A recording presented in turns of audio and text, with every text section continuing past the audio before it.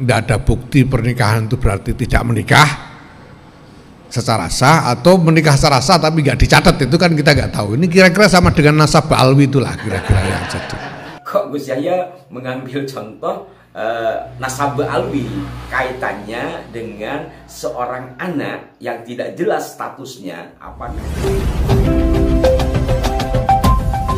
Assalamualaikum warahmatullahi wabarakatuh. Salam jumpa, salam sejahtera untuk Anda semua. Salam persaudaraan dari kami Al9 Channel.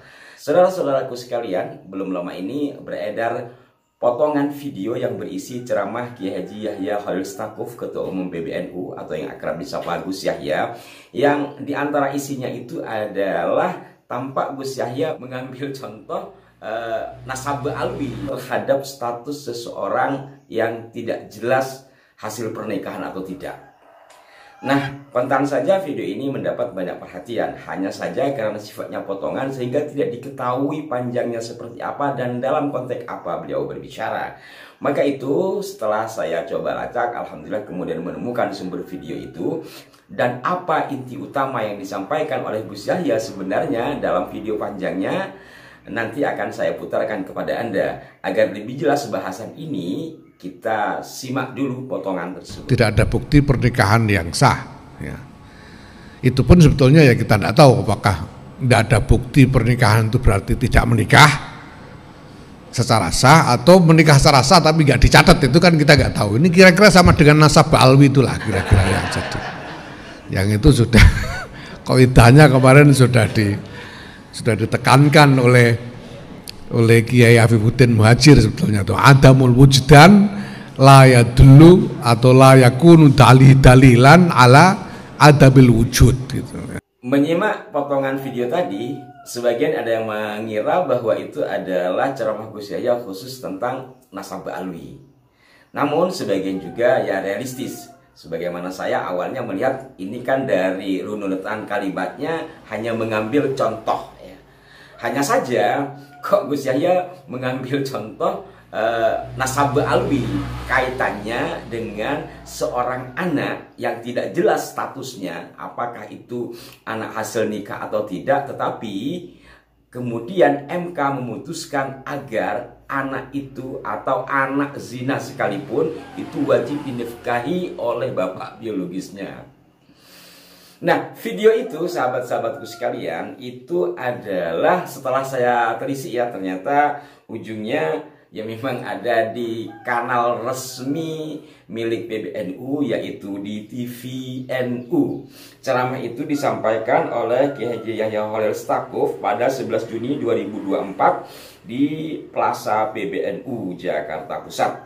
Yang mana penyampaian Gus Yahya itu adalah pidato pembuka pada gelaran Halaqah Ulama Strategi Sosial dan Posisi Fikih dalam Masyarakat Plural dengan subtema atau judul dalam tanda petik menyikapi fatwa MUI terkait ijtima ulama soal salam lintas agama. Jadi ini pidato baru saja. Setelah saya simak secara menyeluruh, memang secara khusus beliau mengulas tentang persoalan fikih dan perkembangannya sesuai dengan kondisi zaman. Dari situ kemudian beliau mengulas tentang Bahsul Masail di Lombok dan satu di antara kasus yang diungkap di sini bahwa ada seorang ibu yang memiliki anak dari seseorang yang entah menikah atau tidak, kemudian lahirlah keputusan Mahkamah Konstitusi. Hanya saja lagi-lagi kenapa Gus Yahya kemudian mengambil contoh sebagai guyonannya itu nasab alwi, walaupun kemudian beliau juga menggarisbawahi dengan kaidah yang disampaikan oleh Kiai Haji Afifuddin Muhajir. Nah, sahabat-sahabatku sekalian, biar lebih jelas runutannya, saya akan putarkan untuk Anda, walaupun tidak dari depan ya, tapi setidaknya secara runutan kalimat ini berdiri sendiri sehingga bisa kita pahami lebih baik. Pengalaman Bahsul Masail NU itu terjadi beberapa kali. Salah satu yang menurut saya cukup fenomenal dan cukup krusial, misalnya itu adalah Bahsul Masail ketika Munas di Lombok beberapa waktu yang lalu. Karena diagendakan dalam Basul Masail itu pembahasan mengenai hasil keputusan MK yang menyatakan bahwa orang tua biologis itu wajib menafkahi anaknya, atau bahwa walau anak zina itu harus diakui sebagai anak dari ayah biologisnya. Kalau tidak salah semacam itulah keputusan MK itu kurang lebih ya. Waktu itu kan ada kasus, ada seorang ibu yang menuntut nafkah dari seorang bapak untuk anaknya dengan klaim bahwa ini adalah anak si bapak itu, walaupun tidak ada bukti pernikahan yang sah ya. Itu pun sebetulnya ya kita tidak tahu apakah tidak ada bukti pernikahan itu berarti tidak menikah secara sah atau menikah secara sah tapi nggak dicatat, itu kan kita nggak tahu. Ini kira-kira sama dengan nasab alwi itulah kira-kira yang jadi. Yang itu sudah kaidahnya kemarin sudah ditekankan oleh Kiai Afifuddin Muhajir sebetulnya itu adamul wujdan la yadullu atau la yakunu dalilan ala adabil wujud gitu. Ini tidak ada bukti pernikahan yang sah, ya, tidak tahu menikah apa enggak kita tidak tahu, tapi bukti catatannya kan tidak ada. Nah, lalu menuntut nafkah dan MK menyatakan wajib dinafkahi karena walaupun tidak ada bukti pernikahan yang sah, karena terbukti bahwa ini anak biologis, maka wajib bapaknya memberikan nafkah. Nah, ini dibawa ke Basul Masail di Lombok itu. Dan sebelum Basul Masail itu sudah gembrengeng di antara kiai-kiai ini bahwa wah ini keputusan MK ini tidak sesuai dengan fikih. Udah begitu, tidak sesuai dengan fikih Islam ini. Kenapa? Karena nasab itu dasarnya adalah akad. Kalau tidak ada akad, ya tidak bisa intisab gitu. Kalau tidak ada intisab ya tidak ada kewajiban nafkah gitu. Ramai begitu sehingga kemudian diam-diam muncul semangat untuk menentang keputusan MK. Nah ini Masya Allah, ini sebetulnya tidak terbuka. Semangat ini rasan-rasannya kiai ini tidak terbuka, tapi sudah cukup untuk membuat abahnya Gus Gofur itu begitu khawatir. Sehingga beliau memerlukan untuk datang sendiri ke Lombok dan menunggui Basul Masail di Lombok itu supaya tidak ada artikulasi yang menentang, yang kemudian bisa ditafsirkan menentang apalagi melawan pemerintah. Karena khawatirnya begitu, ini mau jadi semangatnya itu men-challenge keputusan MK bahwa keputusan MK ini tidak Islami, kira-kira begitulah kira-kira. Dan itu Kiai Maimun itu bicara panjang lebar mengingatkan kiai-kiai untuk berhati-hati di dalam menyikapi persoalan ini, jangan sampai memicu sesuatu yang tidak perlu. Nah pada waktu itu keputusannya tidak decisive ya, jadi ngambang memang. Lalu saya bicara dengan teman-teman di LBM waktu itu, saya bilang ini masalahnya itu sebetulnya bukan apa, ini gara-gara kalian salah bikin rumusan masalah.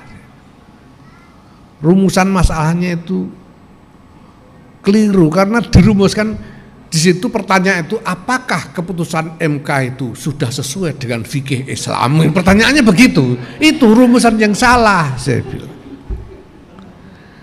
Lah terus rumusannya itu harusnya pertanyaannya itu bolehkah pemerintah mewajibkan ayah biologis menafkahi anak zinanya? Ini kan gitu pertanyaannya itu harusnya.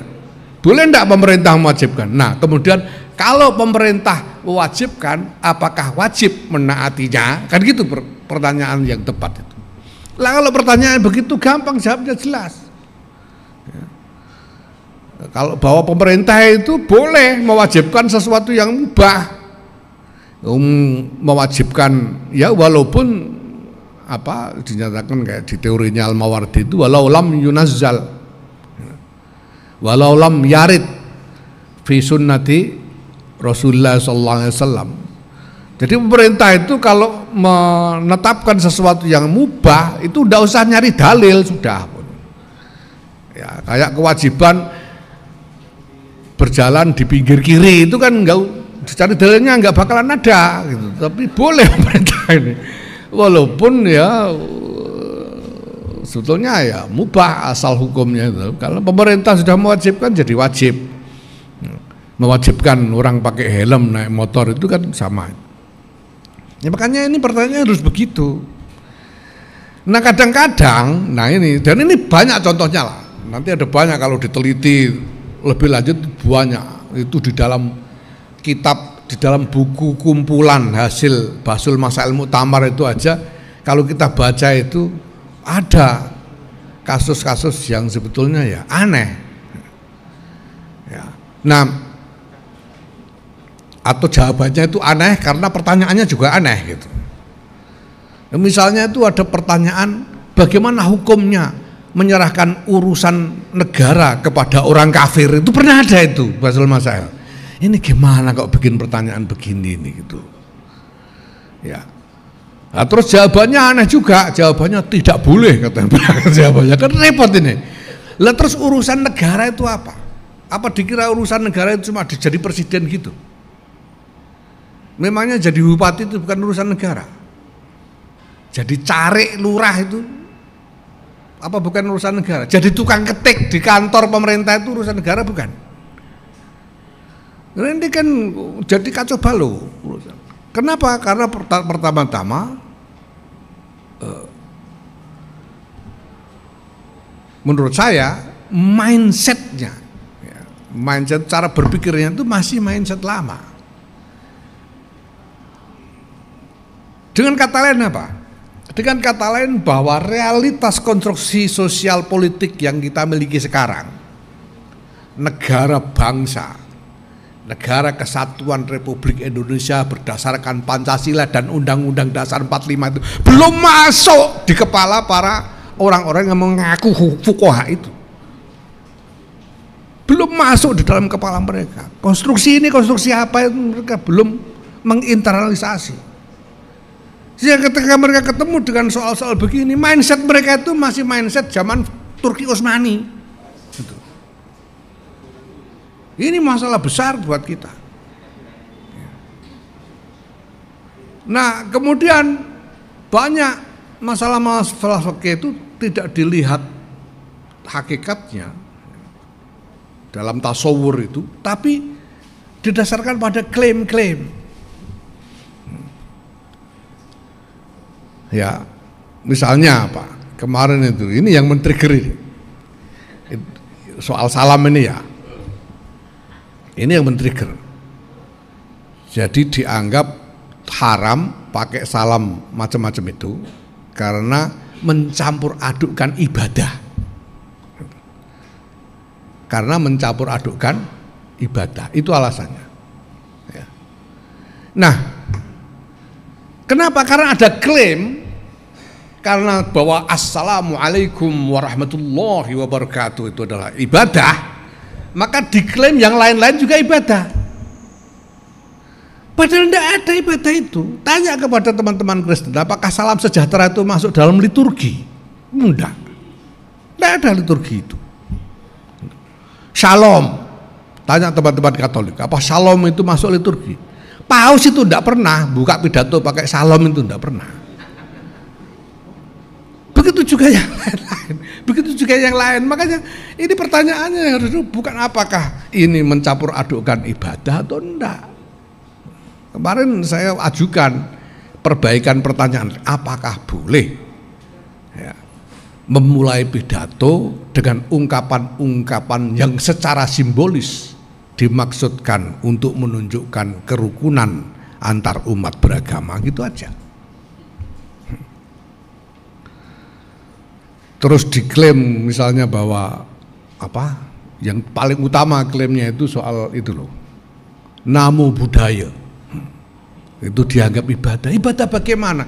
Buddhisme itu tidak mengenal deity. Jadi tidak ada peribadatan di dalam agama Buddha, yang ada meditasi. karena tidak mengenal deity. Nama Buddha itu terpujilah Buddha. Buddha itu siapa? Buddha itu Siddhartha Gautama yang tidak dipertuhankan oleh orang Buddha. Jangan dikira loh orang Buddha menyembah Buddha itu, enggak.